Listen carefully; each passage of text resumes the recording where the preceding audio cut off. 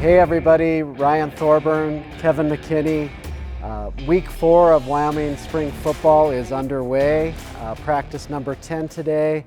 Kevin, I thought it was interesting. Obviously, we talked to you guys Saturday after the scrimmage, and the defense really had their way with the offense. Today, it was good to see the first team offense really swing back, counterpunch.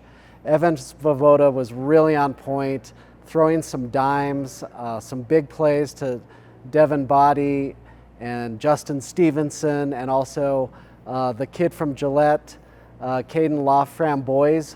Huge play down the sideline. Good to see the offense fighting back here. It really was, and they've got a lot of pride, of course, and they've had a little bit of a struggle here and there, and it was not their day Saturday, no doubt about that, but they did come back today, and they had to feel pretty good about themselves because I think they made some steps forward. It was just a much more enthusiastic group of guys. They threw some touchdown passes, scored a little bit. Outside of the goal line, which they didn't do quite as well, they had a big day today. Yeah, and I was able to talk to some of the defensive linemen after today's practice, and Devin Harris and Braden Siders basically said they're putting these poor redshirt freshman tackles through about as good a look as they're ever going to see, and they're swimming against the current right now. But you know what? This fall, when Caden Barnett gets back and the offensive line has gone through this fire, I think guys like Jake Davies are going to be ready to roll this fall.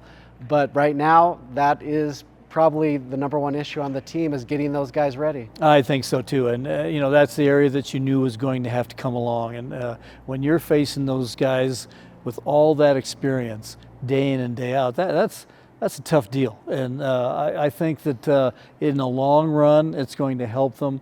Right now, you are right; they are swimming and maybe drowning a little bit, but they're not going to see any guys all year long with more experience than this team has on that defensive front. So a lot of work to be done in the offensive line, but they have time to do it, and they're getting some experience under fire.